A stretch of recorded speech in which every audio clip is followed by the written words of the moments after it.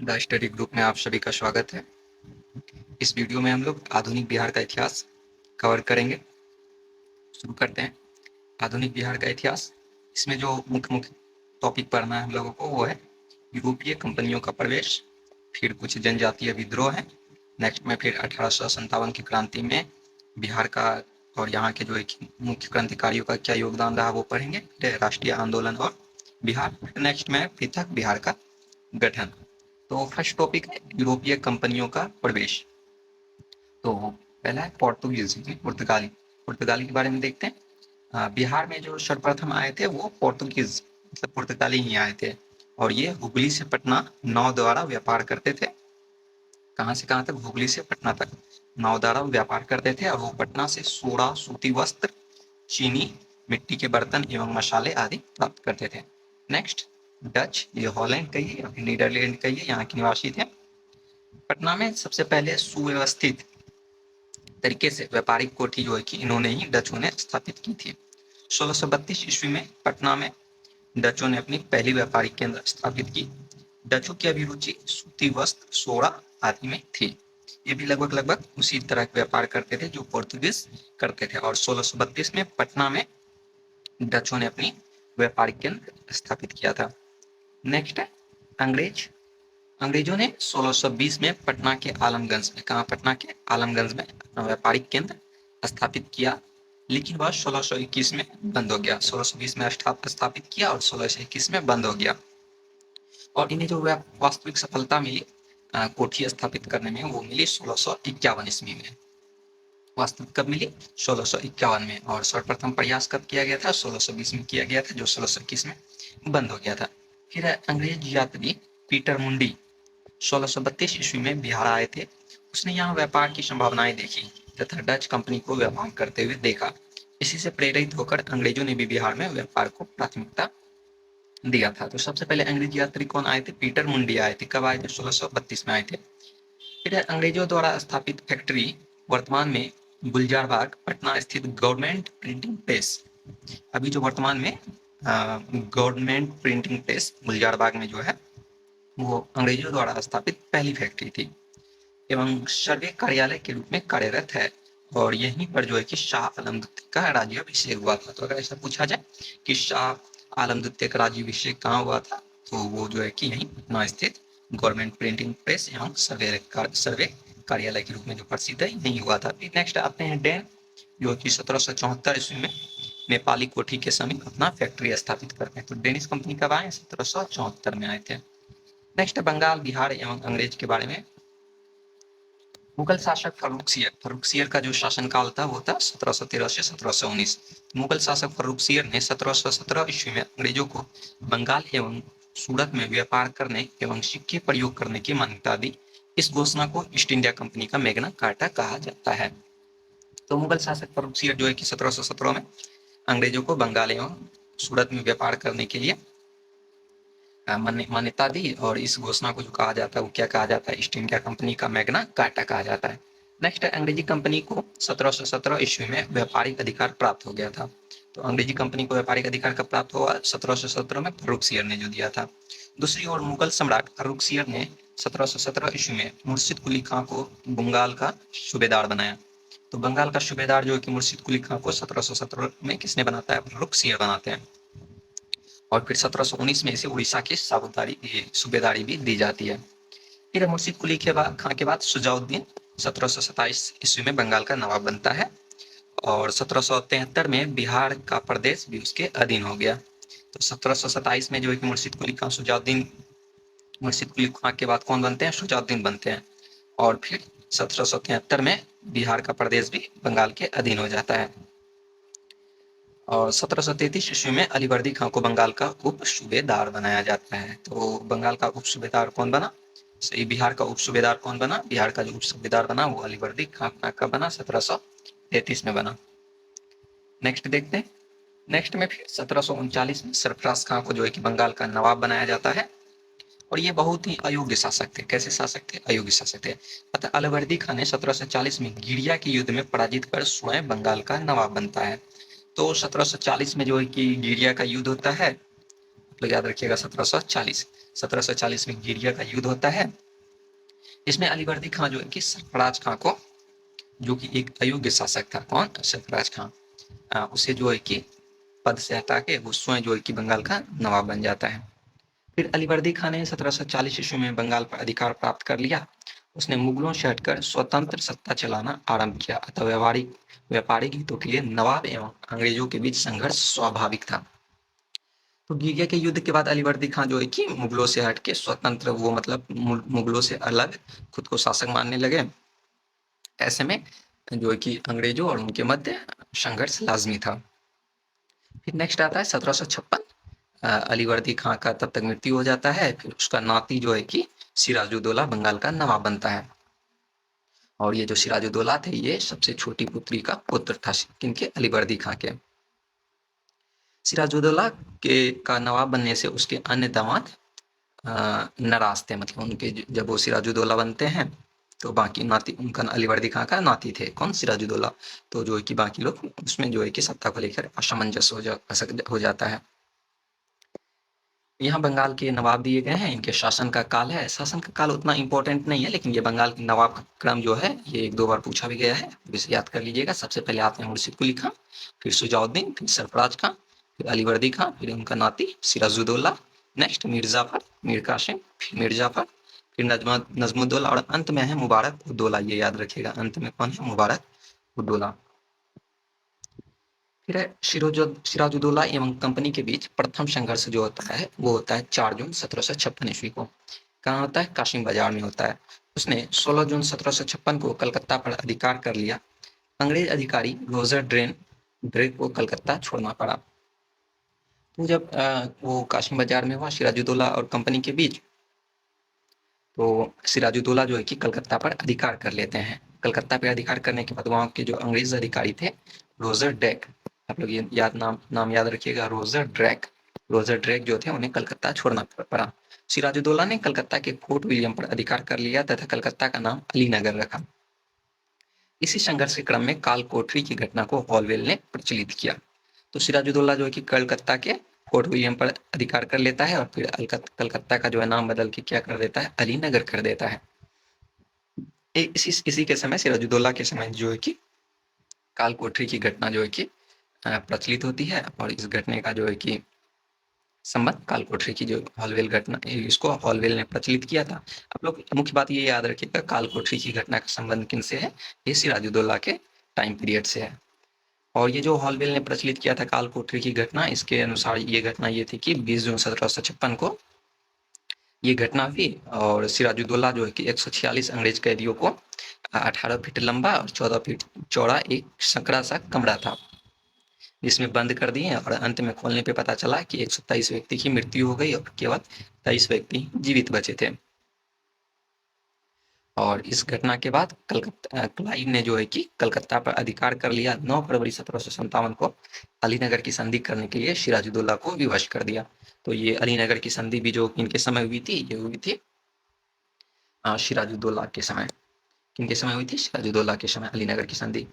Clive ने नवाब पर अलीनगर की संधि के भंग करने का आरोप लगाता है, और फिर 23 जून 1757 ईस्वी को अंग्रेजों एवं सिराजुद्दौला के मध्य गंगा की सहायक नदी भागीरथी के तट पर पलासी की लड़ाई हुई।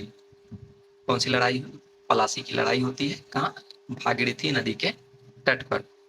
लड़ाई में मीर जाफर जो कि नवाब के सेनापति थे, फिर राय दुर्लभ जो कि दीवान थे, फिर मानिकचंद प्रभारी अधिकारी थे, अमीचंद व्यापारी थे, जगत सेठ बैंकर ने अंग्रेजों का साथ दिया।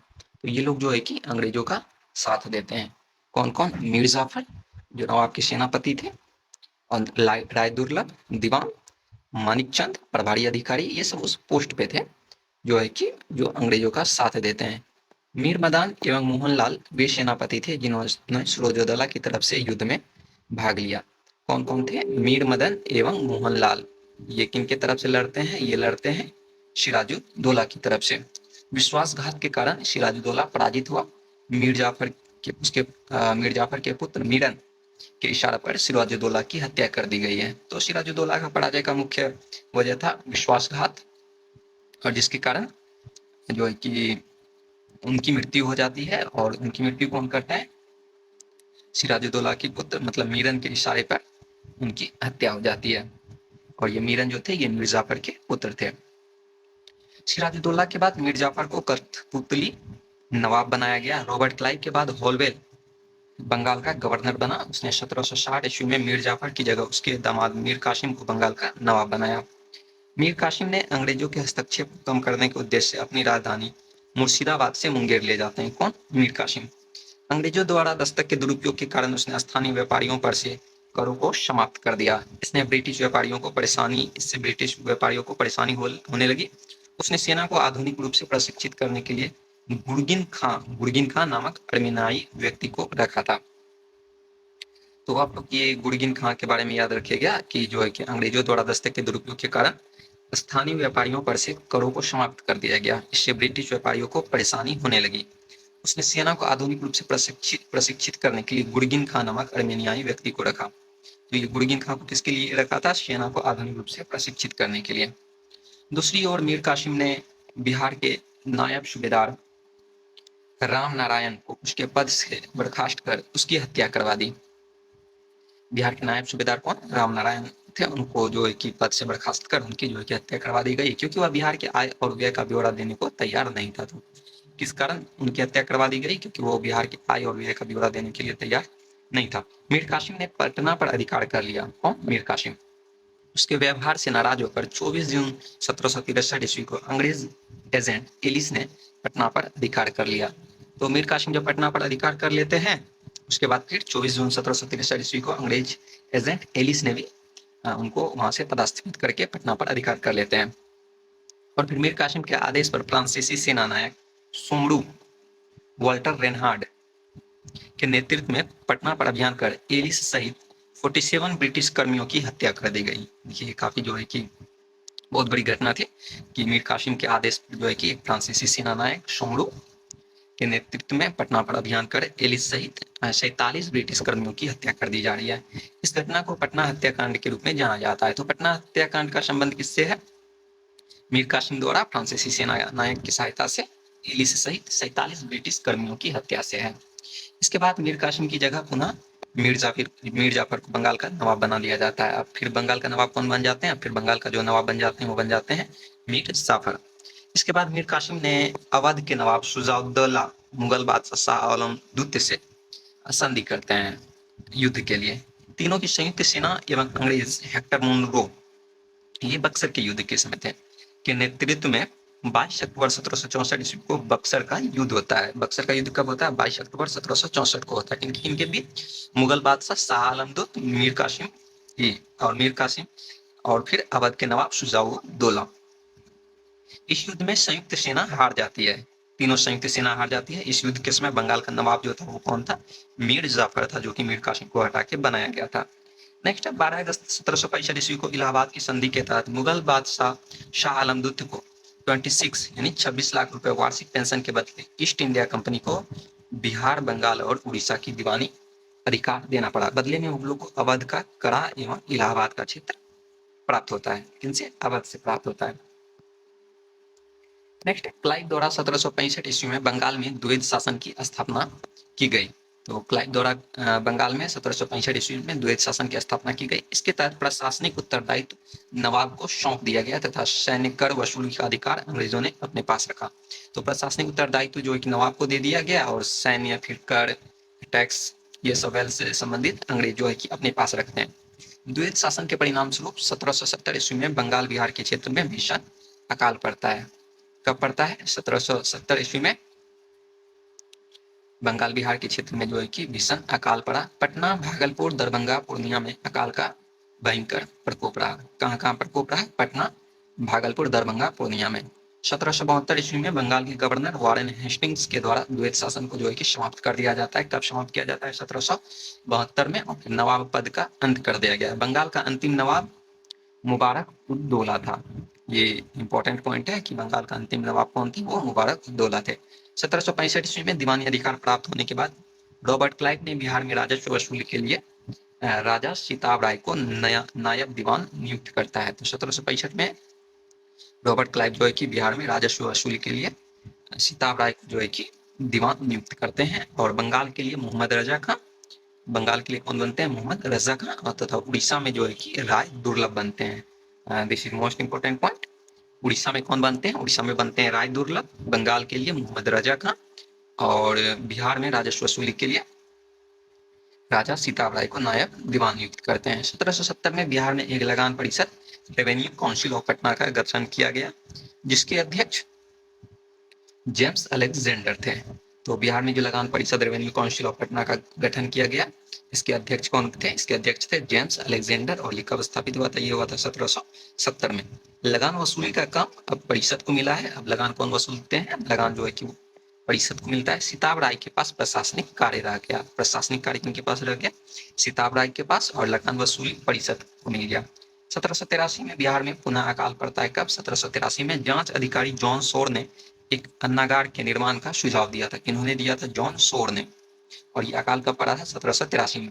उसके सुझाव पर 1784 ईस्वी में पटना में ब्रिटिश इंजीनियर जॉन गर्स्टिन द्वारा गोलघर का निर्माण किया गया। तो गोलघर का निर्माण जो है कि ये किनके द्वारा किया गया? ब्रिटिश इंजीनियर जॉन गार्स्टिन के द्वारा जो है कि 1784 में गोलघर का निर्माण किया गया। और ये सुझाव जो दिया था वो किन्होंने दिया था? जॉन शोर ने दिया था। नेक्स्ट है जनजातीय विद्रोह। जनजातीय क्षेत्र में अंग्रेजों के बढ़ते राजनीतिक, आर्थिक एवं धार्मिक हस्तक्षेप जो है कि जनजातीय विद्रोह के मुख्य कारण थे। और कुछ फिर विद्रोह दिए गए हैं और वर्ष है, क्षेत्र है, इनके नेतृत्वकर्ता कौन थे, ये आप लोग जो है कि ध्यान रखिएगा। यहाँ से प्रश्न बनते हैं। पहाड़िया विद्रोह ये 1778 से 85 के मध्य भागलपुर क्षेत्र में होता है और उनके नेतृत्वकर्ता तिलका मांझी है।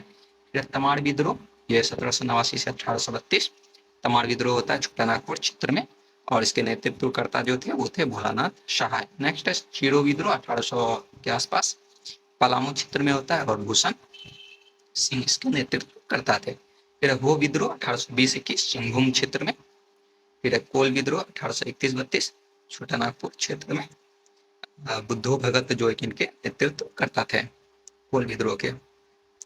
संथाल विद्रोह 1855-56 संथाल परगना क्षेत्र में सिद्धू कानू चांद एवं भैरव जो एक इसके नेतृत्व करता थे। फिर सरदारी विद्रोह 1858 से 95 छोटा नागपुर सिंहभूम क्षेत्र में होता है। फिर मुंडा विद्रोह, मुंडा 1900 छोटा नागपुर क्षेत्र बिरसा मुंडा के द्वारा। फिर ताना भगत विद्रोह 1913-14 गुमला क्षेत्र जतरा भगत नेतृत्व करता के द्वारा। नेक्स्ट है संथाल विद्रोह 1855-56 भागलपुर से राजमाल क्षेत्र के क्षेत्र में हुआ था, जिसे दमन एक कोह के नाम से जाना जाता है। किन्हें? संथाल विद्रोह के। यह जो है कि जनजातीय शोषण के विरुद्ध जो है कि प्रथम सशक्त विद्रोह था। कैसा? जनजातीय, प्रथम सशक्त जनजातीय विद्रोह था। और इस विद्रोह का कारण जो है कि बाहरी लोगों द्वारा शोषण, मांझी व्यवस्था एवं पढ़ा पंचायत व्यवस्था में परिवर्तन आदि था। उन लोगों के सांस्कृतिक कल्चर में बदलाव करने के कारण संथाल विद्रोह हुआ था और इसके नेतृत्व सिद्धू कान्हू चांद भैरव ने किए थे। विद्रोह के क्रम में 6000 संथालियों का संगठन बना। अंग्रेजों की ओर से विद्रोह को दबाने आए कमांडर मेजर बारो की जो की हत्या किसने की? संथालियों ने कर दी थी। कैप्टन अलेक्जेंडर तथा लेफ्टिनेंट थॉमसन के नेतृत्व में आई अंग्रेजी सेना ने विद्रोह का दमन कर दिया। तो इनके नेतृत्व में कैप्टन अलेक्जेंडर और लेफ्टिनेंट थॉमसन, कैप्टन अलेक्जेंडर और लेफ्टिनेंट थॉमसन के नेतृत्व में आई अंग्रेजी सेना ने विद्रोह का दमन किया। यह विद्रोह जो है कि असफल रहा, लेकिन इसके परिणाम स्वरूप संथाल परगना कस्तकारी एक्ट 1876 संथाल परगना का गठन किया गया। पढ़ा पंचायत एवं मांझी व्यवस्था को भी मान्यता दी गई। तो 1700 संथाल विद्रोह जो है कि मुख्य बातें ये रही इनकी कि जो है कि प्रथम सशक्त जनजातीय विद्रोह था। इस विद्रोह के कारण बाहरी लोगों द्वारा शोषण, मांझी व्यवस्थाएं, पढ़ा पंचायत व्यवस्था था। ये विद्रोह जो है किसके नेतृत्व करता है? सिंधु कानू चांद भैरव थे। नेक्स्ट है मुंडा विद्रोह। मुंडा विद्रोह होता है 1895 से 1900 के मध्य। यह जनजातीय विद्रोह में सबसे सशक्त जनजातीय विद्रोह था। कैसा था? सबसे सशक्त जनजातीय विद्रोह था। विद्रोह की व्याप्ति के कारण इसे उलगुलान विद्रोह के नाम से भी जाना जाता है। इस विद्रोह का कारण डिकुओं द्वारा शोषण, खूंट कत्ती व्यवस्था में परिवर्तन था। खूंट कत्ती व्यवस्था भूमि पर सामूहिक स्वामित्व की व्यवस्था थी। अंग्रेजों द्वारा इस सामूहिक व्यवस्था को समाप्त कर जमींदारी व्यवस्था लागू कर दी गई। इस विद्रोह का नेतृत्व बिरसा मुंडा ने किया था। उन्होंने ईसाई धर्म त्याग कर गुरु आनंद पांडे से वैष्णव धर्म की दीक्षा प्राप्त की। उन्होंने स्वयं को सिंह बोगा के अवतार धरती अब्बा के रूप में भी स्थापित किया और आचरण शुद्धता, आत्म सुधार एवं एकेश्वरवाद के उपदेश दिए। तो मुंडा विद्रोह के जो नेतृत्व करता थे बिरसा मुंडा थे, वो ईसाई धर्म त्याग कर गुरु आनंद पांडे से वैष्णव धर्म की दीक्षा लेते हैं और स्वयं को सिंह बोगा का अवतार बतलाते हैं। कौन से धर्म के बिरसा मुंडा बन गए? वो वैष्णव धर्म के अनुयायी बन गए। नेक्स्ट है, इस विद्रोह का प्रारंभ सामाजिक सुधार के रूप में हुआ, जो बाद में राजनीतिक सुधार के रूप में परिवर्तित हुआ। तो पहले सामाजिक सुधार था, बाद में ये बदल के किसमें हो गया? राजनीतिक सुधार में हो गया। स्वतंत्र मुंडा राज्य की स्थापना के लिए बिरसा मुंडा के नेतृत्व में अंग्रेजों के विरुद्ध सबसे सशक्त विद्रोह वर्ष 1899 में देखने को मिला, जब कई स्थानों पर अंग्रेजों को हराया गया। फिर बिरसा मुंडा को जो है कि 3 फरवरी 1900 को गिरफ्तार कर लेता है और 9 जून 1900 को जो है कि उनकी मतलब 4 महीने बाद उनकी हैजा के कारण मृत्यु हो जाती है और फिर वो विद्रोह समाप्त हो जाता है। विद्रोह के परिणाम स्वरूप ऊंट कट्टी व्यवस्था पुनः लागू की गई। खूंटी एवं गुमला को अनुमंडल बनाया गया। किन्हें किन्हें? खूंटी एवं गुमला, खूंटी एवं गुमला को जो है कि अनुमंडल बनाया गया तथा छोटा नागपुर काश्तकारी एक्ट 1908 पारित की गई। 15 नवंबर को बिरसा मुंडा का जनजातीय गौरव दिवस मनाया जाता है। ये कब से? 2021 से मनाने की शुरुआत हुई। कब से? 2021 से। विद्रोह के परिणाम स्वरूप ही जो है कि इसमें छोटा नागपुर काश्तकारी एक्ट 1908 पारित किया गया था।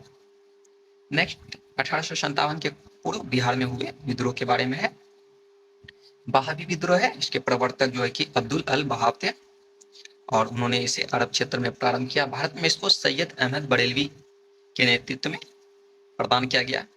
प्रारंभ में इस विद्रोह का उद्देश्य जो था वो था धार्मिक सुधार और जो कि बाद में हो जाता है राजनीतिक सुधार। भारत में इस विद्रोह के 2 केंद्र थे। प्रथम केंद्र कौन था? सितना, जो कि पश्चिमोत्तर सीमा पर पड़ता है, और दूसरा केंद्र था पटना।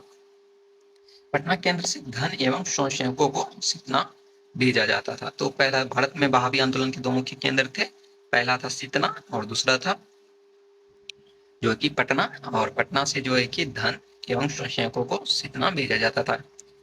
सैयद अहमद बरेलवी ने पटना में अपने 4 प्रतिनिधि चुने। इनायत अली, विलायत अली, फरहत अली, मोहम्मद हुसैन। किन्हें किन्हें चुनते हैं? इनायत अली, विलायत अली, फरहत अली और फिर मोहम्मद हुसैन। बंगाल का फरायजी आंदोलन ये बहावी आंदोलन से ही प्रेरित थे और इसके संस्थापक जो थे वो थे हाजी शरीयतुल्लाह। बहावी आंदोलन के दमन के लिए 1863 ईस्वी में अम्बाला तथा 1865 ईस्वी में पटना अभियान चलाया गया। बहावी नेताओं को कारावास तथा मृत्युदंड की सजा दी गई और आंदोलन को दबा दिया गया। तो कौन कौन सा? 1863 में अम्बाला तथा 1865 में पटना अभियान चलाया गया था बहावी आंदोलन के दमन के लिए। नेक्स्ट नूनिया विद्रोह कब होता है? 1770 से 1800 के मध्य, और ये जो है कि सोडा उत्पादक वर्ग नूनिया द्वारा ये विद्रोह किया गया था। सोडा का उपयोग बारूद बनाने में किया जाता था। बिहार में सोडा उत्पादन मुजफ्फरपुर, सारण, हाजीपुर, पूर्णिया आदि क्षेत्रों में होता है।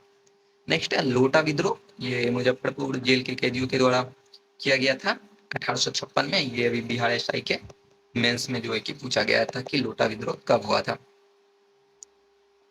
ये कब हुआ था? 1856 में हुआ था। क्यों हुआ था? जेल के कैदियों को जो कि पहले पीतल का लोटा दिया जाता था, बाद में सरकार ने मिट्टी का लोटा देने का निर्णय लिया था, इसी कारणवश।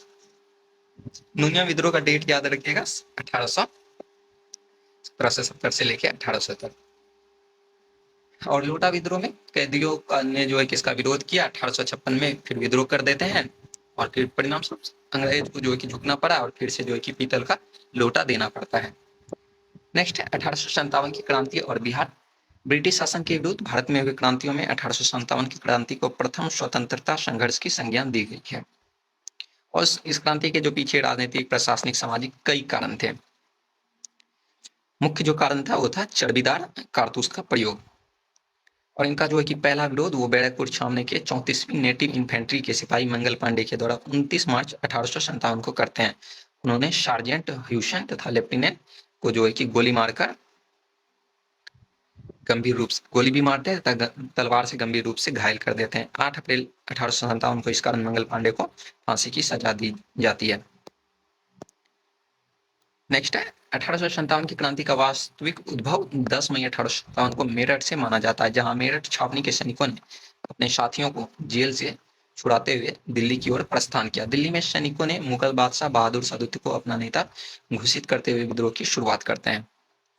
विद्रोह का केंद्र बिहार में बाबू कुंवर सिंह के द्वारा, दिल्ली में बहादुर शाह जफर और साथ में बख्त खां, कानपुर में नाना साहब, लखनऊ में बेगम हजरत महल, झांसी में रानी लक्ष्मीबाई, इलाहाबाद में लियाकत अली, बरेली में खान बहादुर, फैजाबाद में मौलवी अहमदुल्ला, ये इनके नेतृत्व करते हैं। और इनके जो दमनकर्ता थे, बिहार में थे विलियम टेलर, अंग्रेज सिपाही थे, दिल्ली में निकलसन एवं हैंडसन, कानपुर और लखनऊ में कैंपेबल, झांसी में ह्यूरोस, इलाहाबाद में नील, बरेली में विसेंट आयर और फैजाबाद में रेनॉल्ड। बिहार में 1857 की जो विद्रोह की शुरुआत हुई, उन्हें देखते हैं। बिहार में 1857 की क्रांति की शुरुआत 12 जून 1857 को देवघर जिले के रोहनी गांव से 32वीं इन्फेंट्री रेजिमेंट सैनिकों ने विद्रोह किया था। और इस विद्रोह में लेफ्टिनेंट नॉर्मन लेस्ली एवं सर्जेंट डी ग्रांट मारे गए। रोहनी के विद्रोह को मेजर मैकडोनाल्ड द्वारा जो है कि दबा दिया गया था। ये आप लोग याद रखिएगा, बिहार में जो विद्रोह की शुरुआत हुई थी वो 32वीं इन्फेंट्री रेजिमेंट के सैनिकों से शुरू हुई थी और मंगल पांडे 34वीं थे। विद्रोही सैनिकों को फांसी दे दी गई तथा रेजिमेंट को बंद कर दिया गया। पटना में विद्रोह का नेतृत्व 3 जुलाई को पटना सिटी के पुस्तक विक्रेता पीर अली ने किया।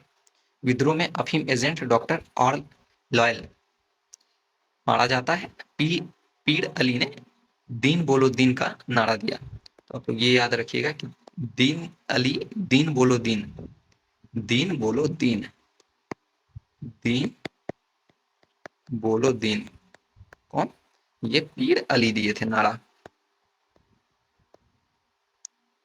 दीन बोलो दीन। पीर अली नारा देते हैं। पटना के कमिश्नर विलियम टेलर ने विद्रोह को जो है कि दबा दिया। पीर अली सहित 17 व्यक्ति को फांसी दे दी जाती है। और ये कब दी जाती है? ये 3 जुलाई को दी जाती है। नेक्स्ट है 25 जुलाई 1857 को मुजफ्फरपुर में असंतुष्ट सैनिकों ने कुछ अंग्रेजी अधिकारियों की हत्या कर दी। उसी दिन दानापुर में 3 रेजिमेंटों के सैनिकों ने भी विद्रोह कर दिया। सैनिकों ने शाहबाद जिले में प्रवेश कर जगदीशपुर के जमींदार बाबू कुंवर सिंह से मिलकर विद्रोह का प्रारंभ किया। 30 जुलाई को सरकार ने तत्कालीन सारण, तिरहुत, चंपारण और पटना जिले में सैनिक शासन लागू कर दिया। कब? 30 जुलाई को। नेक्स्ट देखते हैं। नेक्स्ट है विद्रोही सैनिकों के एक झुंड ने भागलपुर तथा गया पहुंचकर जेल से 400 कैदियों को मुक्त करा लिया। उन्होंने टिकारी राज पर हमला कर 10,000 रुपए लूट भी लिए। बाबू कुंवर सिंह के बारे में जानते हैं। 1857 की क्रांति का नेतृत्व करता थे बिहार से। उनके साथ उनके भाई अमर सिंह और रीत नारायण सिंह तथा उनके भतीजे निशान सिंह और जय किशन सिंह जो उनके साथ थे। कौन कौन साथ थे? अमर सिंह, रीत नारायण सिंह, भतीजे निशान सिंह और जय किशन सिंह। साथ ही शाहबाद के 4 जमींदार नरहर सिंह, जोहन सिंह ठाकुर, दयाल सिंह तथा विश्वेश्वर सिंह का भी उन्हें समर्थन प्राप्त था। उन्होंने कमिश्नर टेलर संदेह की दृष्टि से उन्हें जो है कि कमिश्नर टेलर वीर कुंवर सिंह को संदेह की दृष्टि से देखता था। उसने उन्हें पटना आकर भेंट करने का निमंत्रण दिया था, लेकिन मौलवी अहमदुल्ला, मोहम्मद हुसैन तथा वाइजुल हक के साथ हुए विश्वासघात के कारण भेंट करने से वो मना कर देते हैं। तो किन किन के साथ हुआ था? मौलवी अहमदुल्ला, मोहम्मद हुसैन, वाइजुल हक। बाबू कुंवर सिंह ने दानापुर छावनी के सैनिकों के सहयोग से 4,000 सैनिकों की सेना तैयार की। उन्होंने सर्वप्रथम जगदीशपुर में बंदूकें एवं गोला बारूद बनाने का कारखाना स्थापित किया तथा 27 जुलाई 1857 को आरा जिले पर अधिकार कर लेते हैं। कब? 27 जुलाई 1857 को। नेक्स्ट है आरा को मुक्त कराने आई कैप्टन डनवर की सेना पराजित हुई। कौन सी सेना? कैप्टन डनवर। कैप्टन डनवर मारा गया। अंग्रेजों ने मेजर आयर के नेतृत्व में पुनः सेना भेजी। आयर की सेना के दबाव में कुंवर सिंह को आरा छोड़ना पड़ा। अंग्रेजों ने उनकी हवेली एवं मंदिर को तोड़ दिया। तो कौन किए थे इस विद्रोह का नेतृत्व? कैप्टन डायर, जो है कि कैप्टन डायर मारे जाते हैं। मेजर आयर के नेतृत्व में पुनः सेना भेजी गई थी, जिस कारण कुंवर सिंह को भागना पड़ा था। कुंवर सिंह रीवा और बांदा के रास्ते लखनऊ पहुंचते हैं। अवध के शाह और आजमगढ़ किला का उन्हें अब जो है कि फरमान दिया गया। किनका? अवध के शाह देते हैं वीर कुंवर सिंह। अवध के शाह ने वीर कुंवर सिंह को अवध के शाह ने आजमगढ़ किला का फरमान दिया। दिसंबर 1857 में कुंवर सिंह ने नाना शाह के साथ मिलकर कानपुर में अंग्रेजों से युद्ध किया। मार्च 1858 में कुंवर सिंह ने आजमगढ़ में ब्रिटिश अधिकारी मिलमैन को हराया। कब? मार्च 1858 में कुंवर सिंह जो है कि मिलमैन नाम के एक अधिकारी थे जो कि आजमगढ़ में थे, उनको हराते हैं। अवध से जगदीशपुर लौटने के क्रम में शिवपुर घाट पार करने के दौरान सेनापति डगलस की गोली से कुंवर सिंह का बायां हाथ घायल हो जाता है। तो आप लोग ये याद रखिएगा कि इनकी गोली से लगी थी, डगलस की गोली से वीर कुंवर सिंह घायल होते हैं। कुंवर सिंह 22 अप्रैल 1858 को जगदीशपुर वापस लौटे। 23 अप्रैल 1858 को घायल अवस्था में उन्होंने जगदीशपुर पर अधिकार कर लिया। जगदीशपुर को मुक्त कराने कैप्टन ली ग्रांट के नेतृत्व में आई ब्रिटिश सेना को कुंवर सिंह ने बुरी तरह पराजित किया और इसी अवसर पर 23 अप्रैल को विजय दिवस मनाया जाता है। हाथ कटने के कारण गंभीर रूप से कुंवर सिंह घायल हो जाते हैं और 26 अप्रैल 1858 को उनकी मृत्यु हो जाती है। तो डेट याद रखिए, 26 अप्रैल 1858। कुंवर सिंह की मृत्यु के बाद उनके छोटे भाई अमर सिंह ने आंदोलन का नेतृत्व संभाला। अमर सिंह ने कैमूर की पहाड़ियों से मोर्चाबंदी कर सरकार के विरुद्ध संघर्ष जारी किया। नवंबर 1858 ईस्वी तक अंग्रेजी अधिकारी पुनः स्थापित हुए। अंग्रेजी अधिकार जो कि पुनः स्थापित होते हैं कब? नवंबर 1858 तक। और विद्रोहियों ने हथियार डाल दिया। महारानी विक्टोरिया ने क्षमादान की घोषणा की, परंतु जो है कि अमर सिंह को जो है कि दंडित किया गया। नेक्स्ट है कांग्रेस की स्थापना और बिहार। यहाँ से आगे हम लोग अगले